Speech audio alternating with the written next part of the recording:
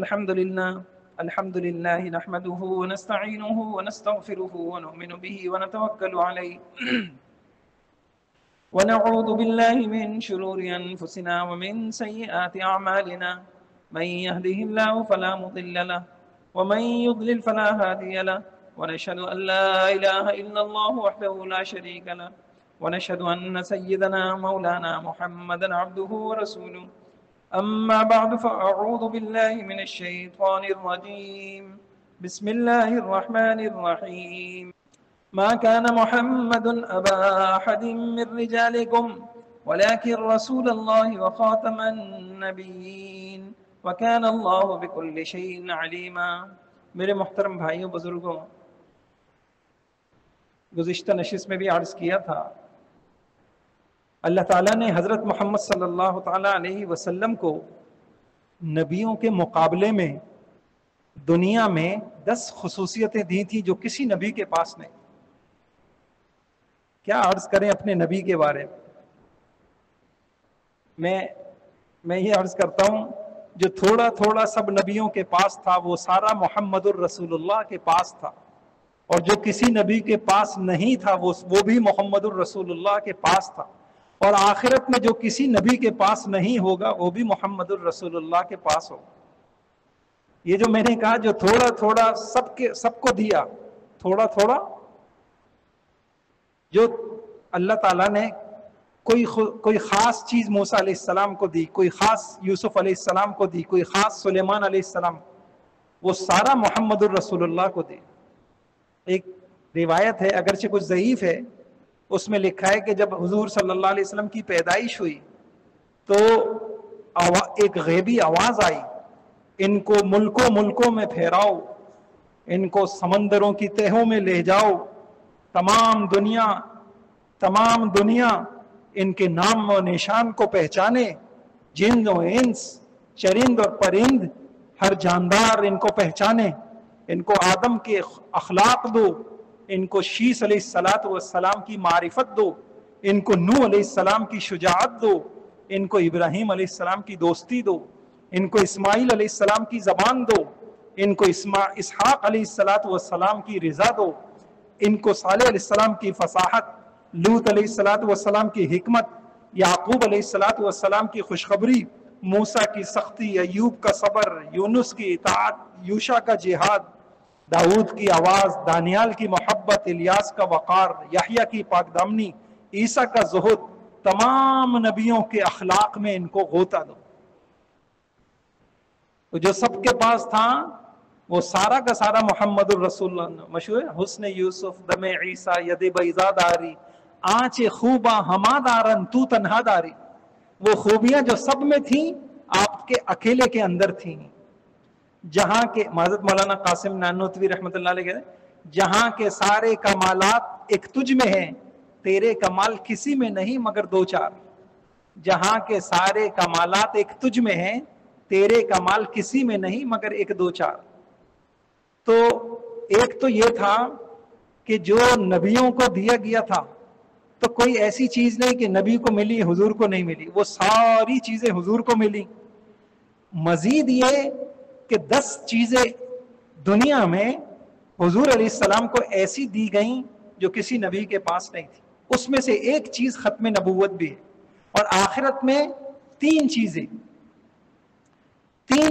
ایسی ہیں جو کسی نبی کے پاس نہیں ہوں گی۔ 3 چیزیں وہ محمد الرسول اللہ کے پاس ہوں گی۔ ایک مقام وسیلہ، اللہم آتی محمدن الوسیلہ، اور ایک مقام محمود، اسی دعا کے اندر آپ پڑھتے ہیں وَابْعَثْهُ مَقَامًا محمود، ہمارے نبی کو مقام محمود تک پہنچا دے کہ نبی بھی اس کے اوپر رش کریں۔ 2 اور تیسرے مقام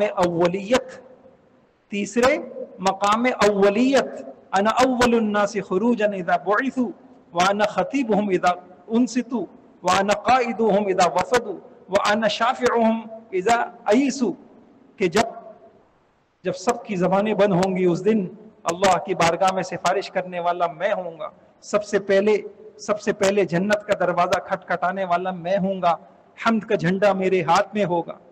تو مقام اولیت بھی ہمارے نبی کے پاس ہے، مقام محمود بھی ہے۔ آج مقام ختم نبوت بھی ہمارے نبی کے پاس ہے، کسی نبی کے پاس نہیں.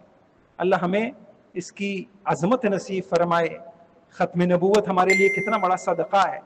تو پچھلی نشست میں نے آپ کے سامنے ختم نبوت کے حوالے سے بتایا تھا کہ سب سے پہلی بنیاد تو یہ ہے کہ اس چیز کو جس کو اللہ پاک ایک مقام کہہ رہے ہیں اور حضور علیہ السلام اپنی خصوصیت کے طور پہ بتا رہے ہیں، اور ہمیں پتہ ہی نہیں ہو کہ یہ عقیدہ کیا ہے، ہمارے بچوں کو پتہ ہی نہ ہو کہ یہ اتنی بڑی چیز ہے کیا، تو ہمیں پتہ ہونا چاہیے. کچھ روایتیں میں نے عرض کی تھی. ایک روایت یہ بھی ہے، صحیح بخاری کتاب الانبیاء میں ہے، حضور علیہ الصلوۃ والسلام نے یہ فرمایا کہ بنو اسرائیل کی نگرانی اور سیاست انبیاء کرتے تھے. اس لیے یہ بھی ذہن میں رہے کہ کہتے ہیں مولوی کا سیاست سے کیا کام، یا پھر یوں کہتے ہیں کہ یہ سیاسی مولوی ہیں. یہ باقاعدہ ذہن میں بٹھایا گیا ہے تاکہ مولوی کو بند کر دو مسجد میں، یہ عدالت میں دخل اندازی نہ کر، ان کا دائرہ کار محدود کر لو. اس لیے کہتے ہیں کہ جی مولوی نے دیا کیا ہے، تو میں کہتا ہوں کہ مولوی کو آپ نے کرنے دیا کیا ہے. آپ عدالت میں بٹھائیں، پھر الزام لگائیں کہ انصاف کیوں نہیں ہے. آپ ریلوے کا نظام حوالے کریں، پھر آپ پوچھئے کہ یہ نظام کرپشن سے پاک کیوں نہیں ہے. آپ نے تو محدود کر دیا، آپ نے تو سیاست میں حصہ لینے نہیں دیا.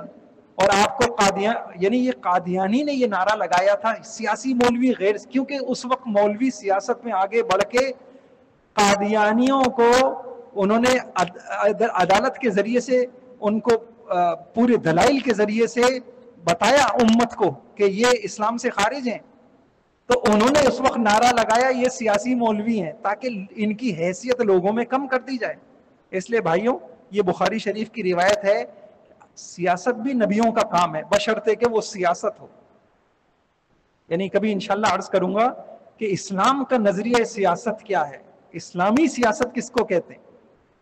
تو حضور نے فرمایا کہ بنو اسرائیل میں جو سیاست کرتے تھے وہ بنو اسرائیل کی نبی کرتے تھے، اور جب ایک نبی مرتا تھا تو دوسرا نبی آ جاتا تھا. اور فرمایا وَإِنَّهُ لَا نَبِيَّ بَعْدِي، اب آخر میں آیا ہوں، میرے بعد اب کوئی نبی نہیں ہے، میرے بعد کوئی نبی نہیں. اچھا، اب میں نے عرض کر دیا آپ سے، آپ قرآن میں دیکھیں تو 100 آیتیں، آپ حدیثیں دیکھیں تو 1 نہیں 2 نہیں 10 نہیں 200 سے اوپر حدیثیں، پھر ساری امت کا اتفاقی عقیدہ اجماع کہ حضور آخری نبی ہیں. اب تھوڑا عقل سے بھی غور کیجئے. ایک ہمارے بہت بڑے عالم ہیں، ایک قادیانی نے اعتراض کیا، یہ بتاؤ نبوت اچھی چیز ہے یا بری چیز ہے؟ انہوں نے کہا اچھی چیز ہے. کہنے لگا جب اچھی چیز ہے تو عام ہونی چاہیے، اگر اچھی چیز ہے تو عام ہونی چاہیے. انہوں نے کہا اچھا، تم انہوں نے جیب سے 5000 کا نوٹ نکالا، یہ اچھی چیز ہے یا بری چیز ہے؟ کہنے لگا اچھی چیز ہے، مال اللہ خیر کی چیز ہے.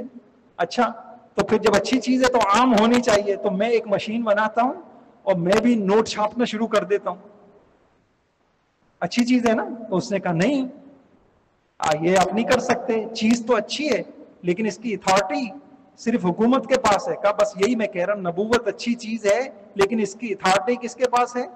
اللہ کے پاس ہے. ایسا اللہ پاک جس کو نبی بنائیں گے وہی نبی بنے گا، ایسا نہیں ہے کہ خود بخود نبی بننے لگ جائے. تو اچھا، ایک ہمارے اس وقت کے بڑے ایک عالم ہے انگلینڈ میں، ایک یہودی نے ان سے سوال کیا. یہودی ان سے کہنے لگا کہ یہ اصل میں قادیانی بڑا ڈھنڈورا پیٹتے ہیں. باہر آپ نے خاندانوں میں بھی دیکھا ہوگا کہ بسا اوقات ظالم جو ہے وہ تیز ترار ہوتا ہے اور وہ ڈھنڈورا پیٹتا ہے، اپنے آپ کو مظلوم شمار کر دیتا ہے، اور بیچارہ مظلوم وہ سیدھا سادہ ہوتا ہے، وہ مظلوم ہوتے ہوئے بھی ظالم سمجھا جانے لگتا ہے. تو یہ قادیانی ظالم ہو کر اب کبھی امریکہ کی اور کبھی کسی ملک میں یہ جا کے ڈھنڈورا پیٹتے ہیں اور اپنے آپ کو بڑا مظلوم شمار کرتے ہیں کہ ہمیں پر بڑا ظلم ہو رہا ہے. تو اسی طریقے سے اس ذہنیت کا وہ یہودی شکار ہو گیا. تو یہودی ان عالم سے کہنے لگا تم لوگ قادیانیوں کو مسلمان کیوں نہیں مانتے ہو؟ اور حالانکہ وہ کلمہ پڑھتے ہیں, نماز پڑھتے ہیں, کیوں نہیں مانتے مسلمان؟ انہوں نے بہت اچھے انداز میں بات سمجھائی. انہوں نے کہا اچھا یہ بتائیے آپ کون ہیں؟ کہا میں یہودی ہوں. کہا آپ یہودی کیوں ہیں؟ اسی لیے یہودی ہے نا کہ آپ موسیٰ علیہ السلام کو پیغمبر مانتے ہیں, اور موسیٰ علیہ السلام پہ جو کتاب نازل ہوئی ہے تورات اس کو مانتے ہیں. ٹھیک ہے, آپ اس لیے ہیں. اچھا یہ بتائیے کہ عیسائی موسیٰ علیہ السلام کو مانتے نہیں مانتے؟ کہا مانتے ہیں. اچھا عیسائی تورات کو مانتے نہیں مانتے؟ کہا مانتے ہیں. کہا اگر کوئی عیسائی کھڑا ہو کے یہ کہے کہ میں یہودی ہوں تو آپ مان لیں گے؟ کہہ رہے ہیں بالکل نہیں مانوں گا. کیوں نہیں مانیں گے؟ وہ بھی تو آپ کی کتاب کو مان رہے ہیں, آپ کے پیغمبر کو مان رہے ہیں, تو آپ اس کو عیسائی کیوں نہیں مانیں گے؟ کہا میں اس لیے نہیں مانوں گا کہ وہ تورات کے علاوہ ایک اور کتاب کو مان رہے ہیں, وہ موسیٰ علیہ السلام کے علاوہ ایک اور پیغمبر کو مان رہے ہیں. میں نے کہا ٹھیک ہے, یہ آپ کا اصول ہے.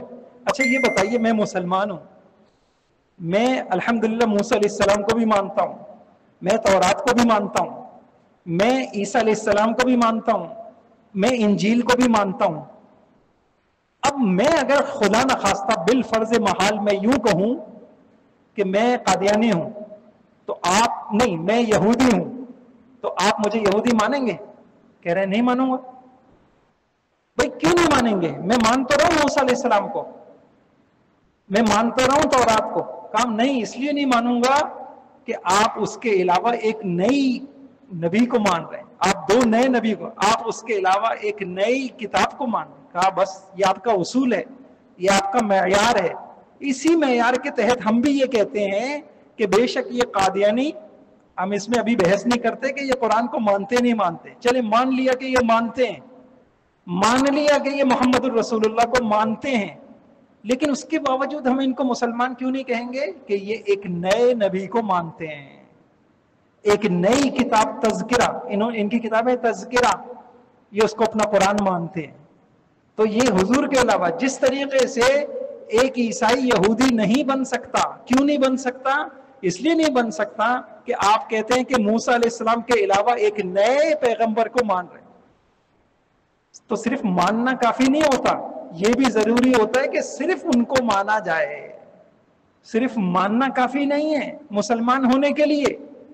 تو مسلمان ہونے کے لیے صرف محمد الرسول اللہ کو ماننا کافی نہیں ہے, یہ ماننا بھی ضروری ہوگا کہ صرف محمد الرسول اللہ پیغمبر ہیں, اب کوئی پیغمبر نہیں ہے.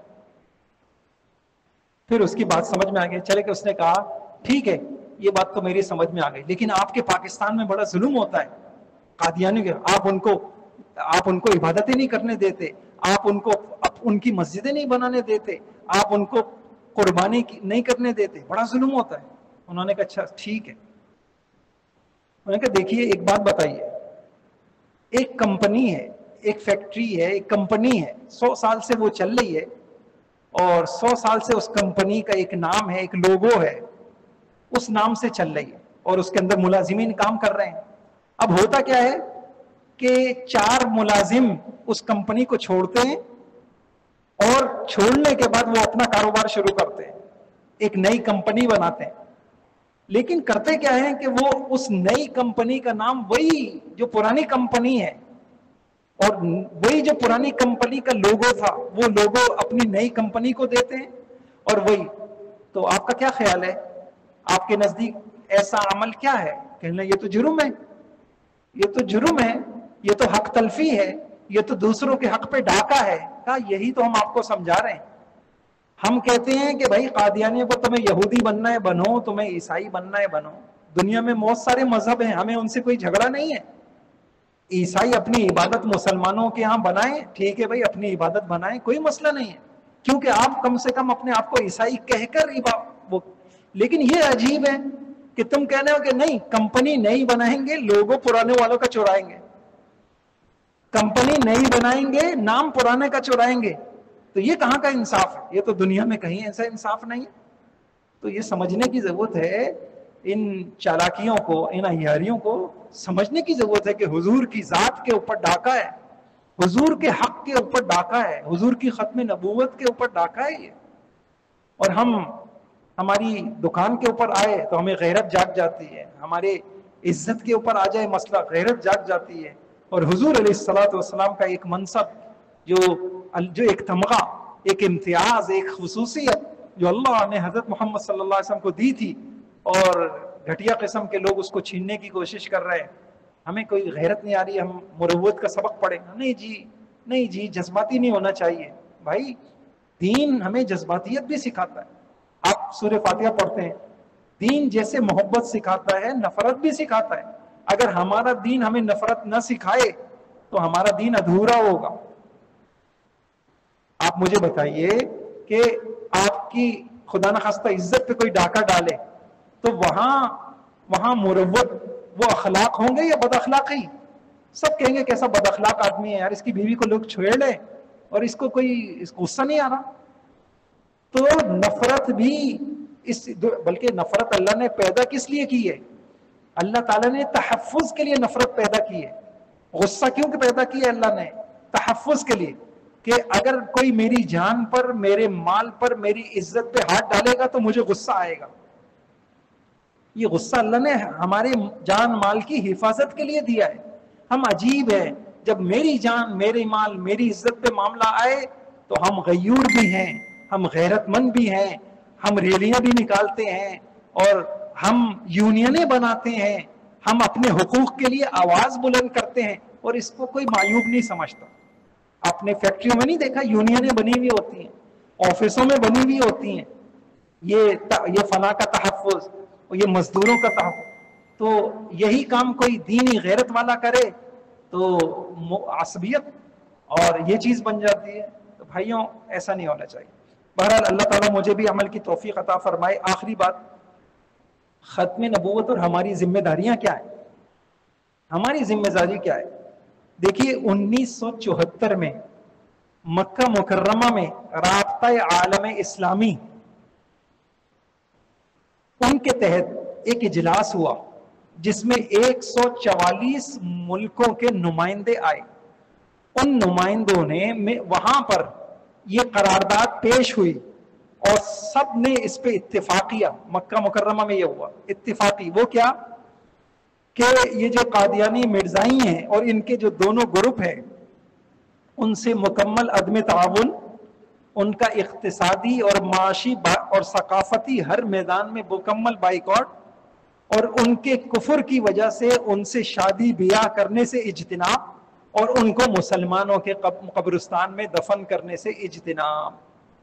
یہ کسی ایک چھوٹی سی جماعت میں نہیں، پوری دنیا کے اعتبار سے 144 ممالک مکہ مکرمہ میں ان کی کانفرنس ہوئی، اور اس کانفرنس میں اتفاقیہ طور پر یہ بات طے ہوئی.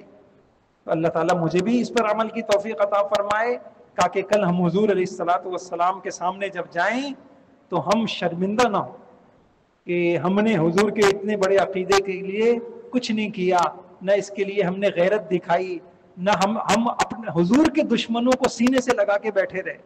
اور ایک بات یہ بھی ہے کہ ایک تو ہمیں اس پہ عمل کرنا چاہیے، ایک یہ ہے کہ اس عقیدے کے تحفظ کے حوالے سے جو کوششیں علماء عوام دیتی رہی، ہمیں ان کی قربانیوں کا تعارف ہونا چاہیے.